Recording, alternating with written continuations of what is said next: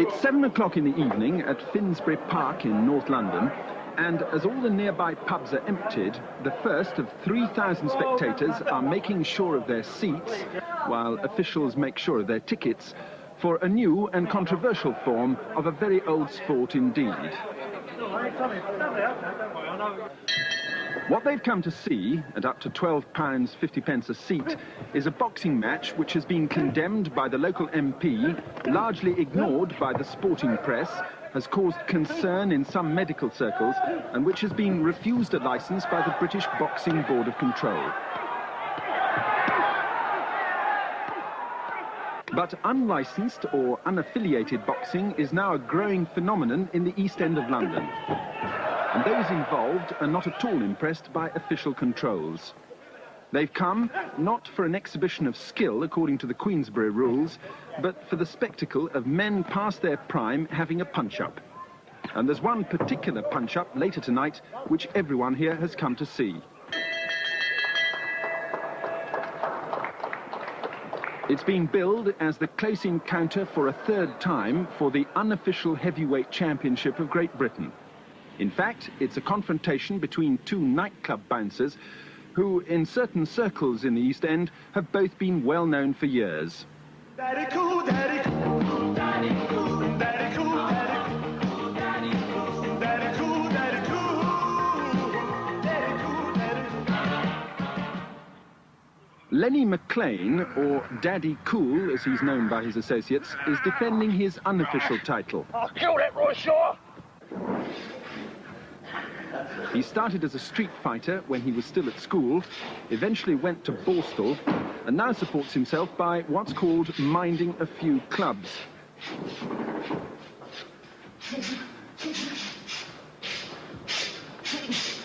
His proudest achievement recently, he says, was taking on 2 gangs or firms of 15 troublemakers single-handed.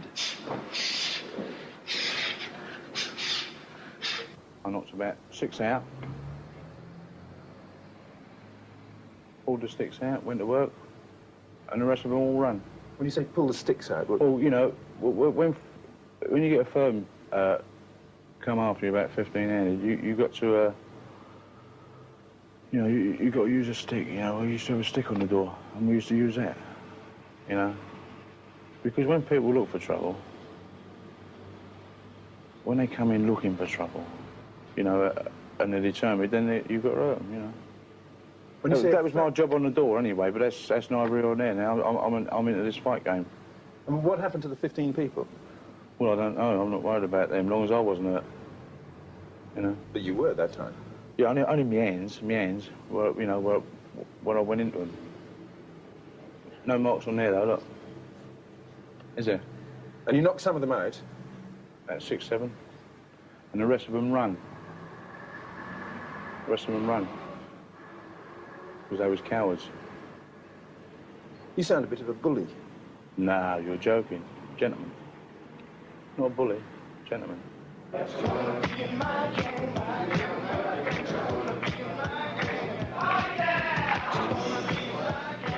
Roy Pretty Boy Shaw is McLean's opponent. He calls himself the Mean Machine, and he also has a wide following in the East End.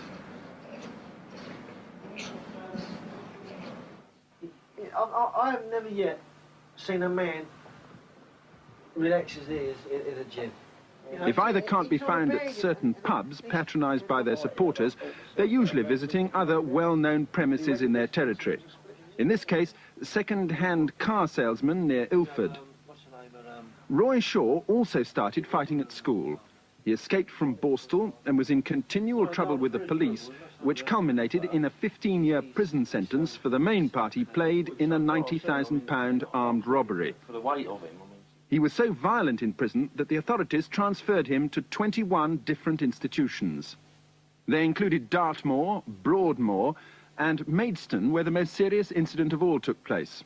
No, I was irresponsible and a psychopath. I just couldn't help it in them days. I had so much energy in me that I just couldn't take anything from it. I couldn't take anybody telling me what to do or telling me off. You know, I just used to flare up.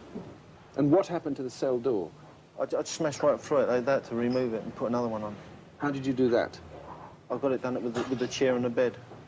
It's steel, but you keep smashing, the steel broke, and then it just split open. I mean, the doors are 80, 100 years old, really, aren't they? It's only the metal that hold them together, and the metal split, because it's only about a 1/4 inch metal plate on the inside. Why did you do that? Because they was provoking me, the prison officers. In what way? Well, they said I was drunk, and there's no way I could be drunk, but then they come up with the prison doctor, and they started saying, poke your tongue out, and so I told them to go away. Roy Shaw was persuaded to take up weightlifting in prison, and no doubt to everyone's relief, soon became a keep-fit addict. When he was released, he was in immediate demand as a bouncer, and also started training as a boxer, mainly at a gym in the Old Kent Road.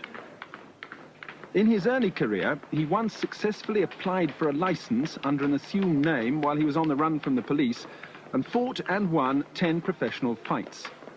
Later, when he reapplied, the Boxing Board of Control didn't believe his story that he'd been lagging pipes in Birmingham, and he's been refused professional licences ever since.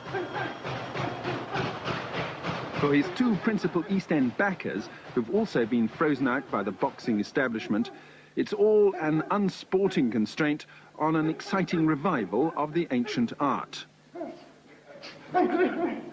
It's a fight between 2 men who are going to fight. Both are strong men, both are fit men. No weaknesses without of these 2 men. And this will be a definite fight that the public want to see. It's by public acclaim. And the people know that they're not being brought in from abroad. They know that both men are strong, they're both Londoners. And the people who want to see the fights are the true sportsmen of the game. And as far as we're concerned, they're going to see a fight. But it's an unlicensed fight. Of course it's an unlicensed fight. It's an unaffiliated. Unaffiliated. Not unlicensed, unaffiliated. But the boxers don't actually have licences. It's a word that the board uses this word licence. And when you say someone's unlicensed, it seems as if it's illegal. But they should call it a permit. You know, they should look up what actual licence means in the dictionary. Roy Shaw's first big unlicensed fight was with Donny the Bull Adams, whom he'd known in Dartmoor. They sold tickets for a bare-knuckle contest in a field, but were stopped by the police and each bound over for a year. Later, they met again in some circus quarters near Windsor, but to the fury of their supporting East End factions, the whole affair was over in seconds. We know the rules, OK? Best of luck to the Perry. Off you go. Right, come on, let's go. The only fight that was a bit dirty was when I fought Donny Adams. I hit him when he was on the floor. Knocked him to the floor and he was on my knee and I hit him again. Several times. But that was in the agreement between me and him beforehand. We said, anything goes as long as we don't bite or kick. So, without, you know, a verbal agreement, I was in order, you know. You've got to fight to get anywhere. You know, if you don't fight, you're just one of the crowd, and one of the crowd don't get nothing. So I started off as a kid fighting, and I was the best when I was a kid, and now I want to be the best now. That's why I do this fighting. Well, what sort of fights were you involved in when you were a kid? You know, street fights. And I'm just carrying on now, you know, just fighting. So I like fighting. But when you say you had to fight to survive... Well, you had to fight in the East End, didn't you? If you don't fight in the East End, you won't with the elbow, you get nothing. You know, you've got to survive in the East End. And So how did you manage to survive? Be the best fighter. Be the governor. You know, I just picked up the paper one day and there was that story in the paper saying he's the governor, he's the best fighter in London. And I knew I could beat him. I knew I could beat him. So a few friends and I got together, stuck a few quid up and challenged him. In their first fight, McLean was beaten. He challenged Shaw again, and 5 months ago, there was a return match at a club in Croydon. More than 2,000 East Enders scented something out of the ordinary and were not disappointed.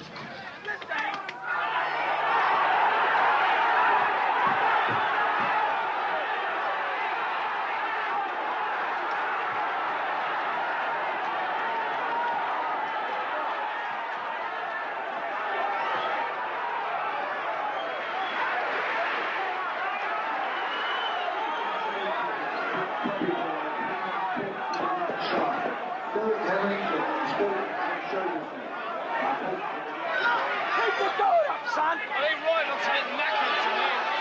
Yeah, that right hand done it. That first right hander. That was a punch. He looks a bit knackered to me.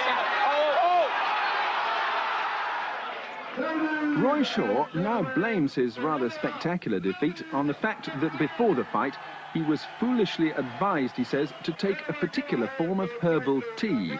So I thought, well, on the night, what I'll do, I'll take more, so it'll make me feel stronger for the night. So on the night of the fight, about 3 hours before, I took 4 times the amount. But I didn't just take the capsules, I took the liquid stuff, which is the stronger. But what happens when you take over the amount, it sedates you. So really, I was sedated, and my wife could have knocked me over. That's how, the start I was. So when I got into the ring, I don't know if you saw the, on the telly, the video of it, I stumbled up the ring. I didn't really know where I was, and when I got in there, I mean, I'm generally an aggressive fighter. I was standing there trying to box him. You can't... Now, I've heard it said that you actually had stimulants, you had injections, you took special pills, and that was why you were slow. No, I didn't have any injections. All I took was the stuff called ginseng. That's all I took. That doped me up. It sedated me. All I needed was a jar on the head, and I was gone. And I got in there nice and strong and fit, and knocked him out in 50 seconds. I hit him so hard he went up in the second row.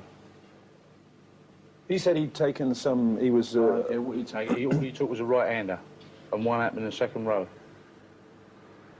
And he's racking about, he took this and he took that. I don't care what he took. Monday night, I'll do the same again. Why is it so important to beat him in this particular fight? Well, I've got a bee in my bonnet about him. He's just a tougher, you know, but as a fighter, I book him as nothing. I'll beat him easy this time. You'll see. It'll be a different fight inside. It's a bit of a grudge fight. You know, he reckons he can beat me, and there's no way he can beat me. There's no way. You know, he's not strong enough. You know, I'll knock him out. But why is it so important for you to beat him in this particular match? It's just principle and pride. I'm a very proud man. I've never been beat in my life, and I don't aim to be beat by a mug like him. Come on. Knock it back up to me. Come on.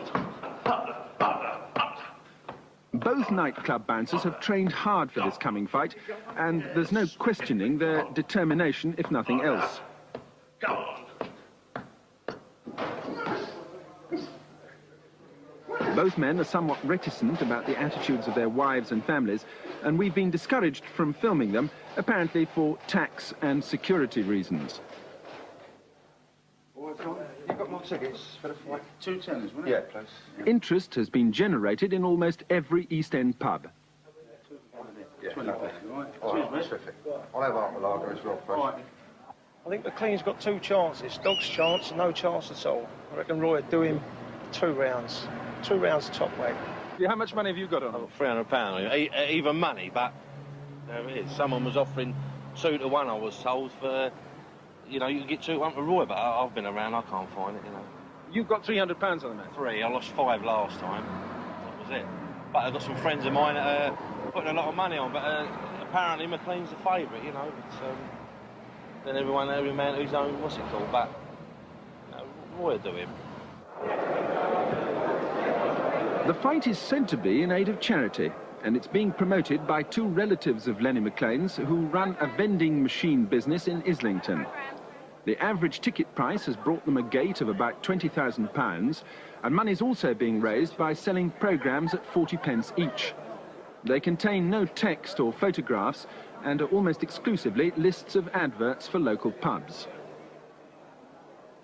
Hiring the hall tonight has cost £1,500, and there'll be another £2,000 to pay in fees for the other boxers.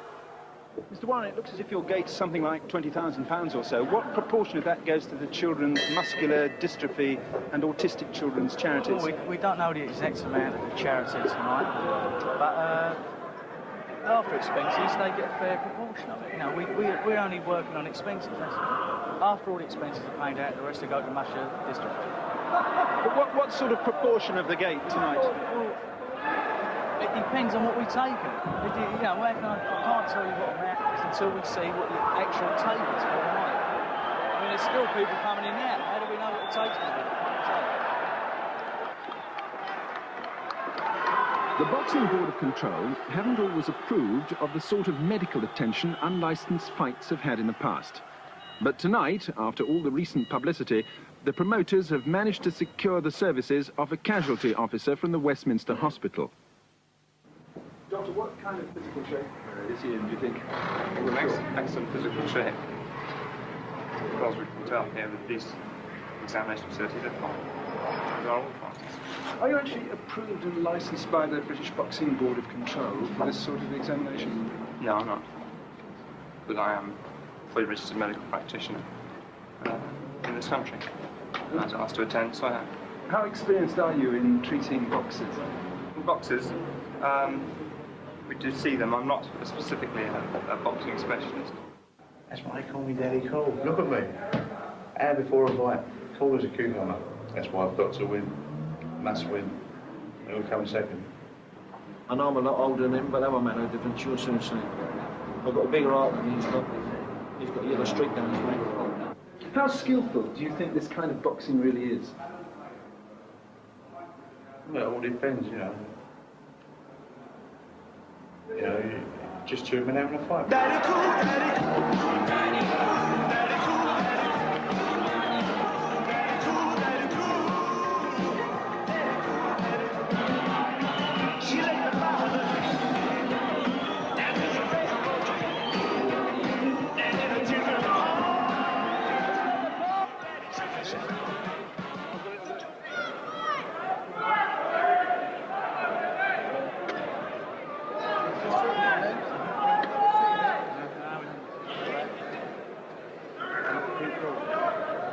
Breathe in.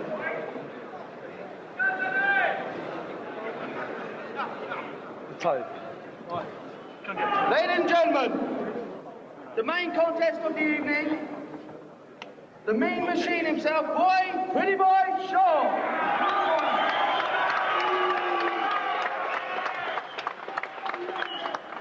In the red corner, the unofficial heavyweight champion of Great Britain, Lenny McLean.